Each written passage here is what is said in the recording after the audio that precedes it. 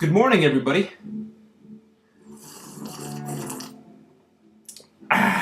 Some fresh bean juice there. Yeah. So I asked a question yesterday. What kind of camera do you use to make your videos? A lot of you use the built-in cameras in your computers, which looks like I'm gonna have to do for a while here. I tried some point-and-shoot cameras, and I tried to make a recent Vinyl Finds video, and the quality was just too bad. So I got a record spinning downstairs. I don't know if you can hear it. It's kind of a soft passage right now. Maybe you can hear a little bit of it in the background. That's good enough for me, I guess. What I have playing is also a recent find. This is Andrew Bird's Useless Creatures. I think it was released in 2009 originally. Some of you noticed that I've kind of been into Andrew Bird lately. Just an incredible artist. His music just blows me away. Such a talented violin player. He used to play with a band called Squirrel Nut Zippers. Some of you might remember them from the 90s. But yeah, just amazing music. This is just an instrumental album, but just incredible stuff. You guys got to check this out. You got to check out his other work too, man. It's all really good. So yeah, I was really happy to see this in the used bin. I bought it used. It was like $9 versus paying like the full price. Like I think it was $15 or $16. Save a few bucks in the record bin. It sounds great. So why not, huh? I also found this one here at the record store. Can you hear that? Oh, amazing. Anyway, I found this at the record store. I've actually been looking for this record for a while. I have one other Mott The Hoople record, but this one I've been wanting for a while because it has the song All the Young Dudes. The song was written by David Bowie. This album was produced by David Bowie, which is Mott The Hoople, All the Young Dudes. According to Cheapo's grading guidelines, this record is in fine condition. The vinyl, but the jacket is still kind of, it's kind of shy. It was only $3.60, which is, in my eyes, it's a steal. I got kind of excited when I saw this record because I see it on eBay or places like that for a little more money, and it's a good deal. I'm gonna give this a spin after I clean it and stuff, probably today while I'm doing some, putzing around the house. Yeah, excited for that one. I also have some garage sale finds. You know how I mentioned I was going to that collector's house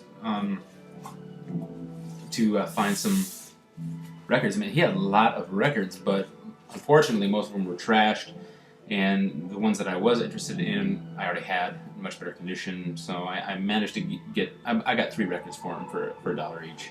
And I'm going to show this to you right now, but this one here is I only bought this because I was curious. In the documentary No Direction Home by Martin Scorsese about Bob Dylan, this guy was kind of cited as a influence on Bob Dylan, and I was kind of curious to see it. I've never heard his music before. I saw that little segment of him in the documentary, which is Webb Pierce. And this is Webb's choice. Look at that great jacket. It's, like folk country, and he has a really beautiful voice from what I can remember. So I'm going to check that out, see what that's all about. When you try to get into the mind of somebody who's made music that you really love, you want to kind of know what their influences are, and that's the reason why I bought that. This one, I know about Emmylou Harris. I think her 1995 album produced by Danielle Lanois, Wrecking Ball, is just amazing.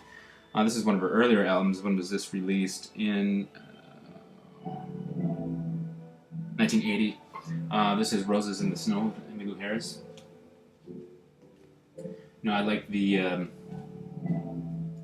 there's certain people in, I guess you could say the country music genre that stand out to me, and Emmylou Harris is one of them. She has collaborated with so many artists. Those of you who have Bright Eyes, It's Wide Awake, and It's Morning. It's Wide Awake and It's Morning or something. I can't remember the exact title, but she's on that record. She does some harmony vocals. She was, she started off singing harmonies with Graham Parsons. And those of you who know First Aid Kit, she's referenced in the song Emmylou. That's essentially, I'll be your Emmylou, I'll be your June if you're my Graham and you're my Johnny too. So that's Emmylou Harris right there. For those of you who are curious, there she is right there. She was a lot younger back then. And this record I've had remember seeing this when I was a kid. I still have it in my collection, but it's trashed, and this one is in much better shape. And I like this sound from the late 50s, early 60s. This is Ruby Baby by Deena Columbia Records. I like that sound, you know. My mom actually went to see him in concert in the 50s, him and the Belmonts over in Austin, Minnesota, and she has a picture of her and Dion, which is pretty cool. Just like the sound, you know, like the sound of his voice. It's Dion, you know what I mean? So that's that. And I'm also going to show you a record I forgot to show you. I posted it on Facebook when I was giving it a listen here. This is the Hollies Beat Group. It's a stereo pressing on Imperial Records. It's an original, and it still has the shrink wrap on it, which is really cool. The record's in great condition. You know, I'm a fan of the Hollies. You know, there's some of their later work of course, with Graham Parsons. I really like. You know, stuff they did later on, like He and Heavy. He's my brother. That era. I'm not really the biggest fan of the Hollies. I like this stuff here. You know what I mean? Yeah, and I think this was this reissued by Sundazed? I can't remember if it was or not. Some of you guys are experts on like this type of, you know, beat music or whatever you want to call it, British Invasion. If you know it was reissued, let me know. I want to say it was. I'm not exactly sure, but yeah, this is a really good record. The Hollies. And continuing on with the Hollies, this is a garage sale find. You know, those $1 finds. I had this on CD. I have no idea where the CD went. I still have the case in my shelf back there. But this is just the Hollies' greatest hits. I bought it simply because, you know, there was a couple songs in here that I really liked, like Carrie Ann and On a Carousel. You know, just kind of awkward songs, but you know, pop songs, but I really liked them. You know. So I got a vinyl copy. That's nice. I'll listen to that.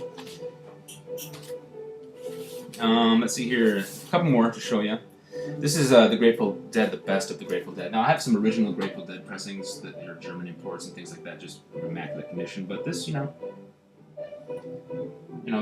this is, you know, it's got Truckin' on here, Sugar, whatever. Just a, you know, nice little retrospective, I guess you could say. Grateful Dead. And this was probably the catch of the day here. This is a original pressing of the fabulous Johnny Cash. It's on the Columbia 6i label. Pull that out really quick. Vinyl's alright. It's not in the best shape in the world, but it, you know, it'll do. It's tolerable. So. It has one of my all-time favorite songs on here. It's I Still Miss Someone, man. Just a great Johnny Cash song. You guys know what I'm talking about. You're no fools.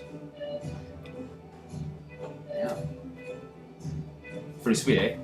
Yeah, and I wanted to talk. I also wanted to say that, you know, I went to an annual concert that's held in Minneapolis just this past weekend here. It was called Rock the Garden. It's sponsored by 89.3 The Current and the Walker Art Center in Minneapolis.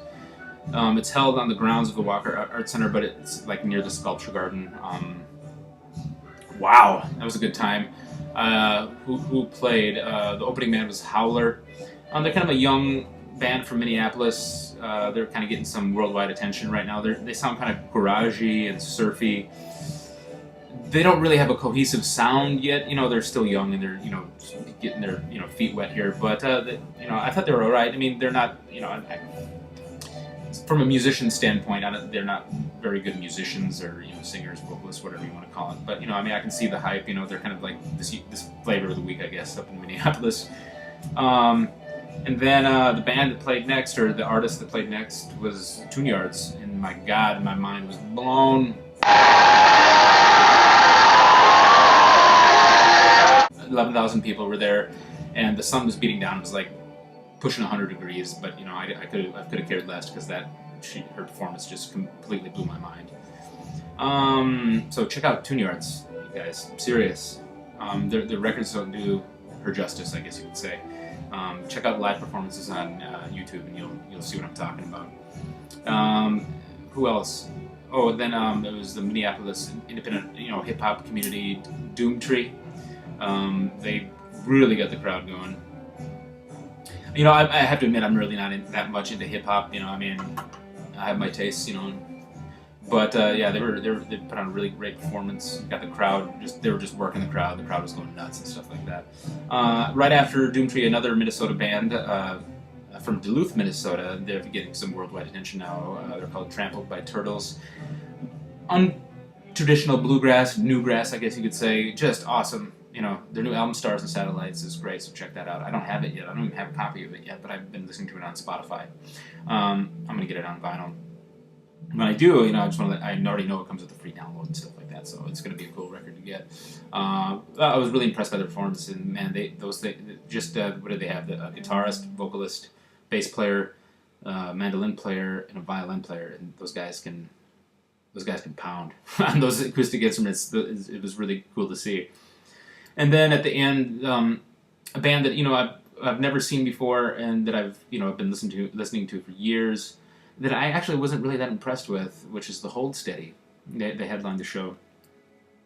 It was you know, I mean, it was a good performance, you know, but I just, you know, by that point in the day, you know, after standing out in the sun so hot all day long, I was just tired. I was just completely wore out. You know, I'm not 15, 16 years old again going to these types of concerts, but it was a good performance, but I wasn't completely impressed by them. I know the lineup has changed over the years with the Hold Steady, but it was cool to be able to see them and actually, you know, say that I've seen the Hold Steady now. So they have Minnesota roots too. They started in Minneapolis as a band called Lifter Puller, and then moved to Brooklyn because nobody wanted to go see them play. And then they changed their name to Hold Steady, and all of a sudden they're huge. You know what I mean? So go figure. That's just the way the Minneapolis music scene is. It's pretty scenester-ish and stuff like that. It's too bad actually, because there's lots of great, talented musicians, artists, bands, and stuff from Minneapolis. But well, that's kind of a little side rant there. Anyway, yeah, thanks for you guys' response to you know, my question about what cameras and everything like that, and thanks for watching this video again. I'm gonna try to do something different. I want to make another video. I'm gonna try to make as many videos as I can before school starts again. Summer sessions for me start on July 10th, and then the fall semester starts in August. So I'm trying to get graduated after this year, so I'm taking on a full load of credits, and it's gonna be brutal, but it's gonna be worth it, and I can't wait. Life is great, guys. Life is beautiful. Life is sweet.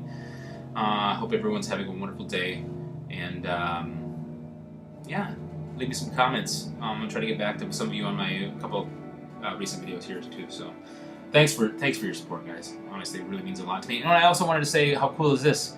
Most of you probably already seen it. D. Brown got a freaking turntable, a Denon turntable from Jeff Recordman. I was blown away. I couldn't believe it. I didn't see Jeff's video where he was referring to that, but that was pretty sweet. And I'd also like to congratulate Derek on upgrading his sound too. That's pretty sweet. And I see Nathan has his van running. Wow. I'm just rambling at this point because I'm talking, but I'm gonna go flip the record over because it's almost done. Have a wonderful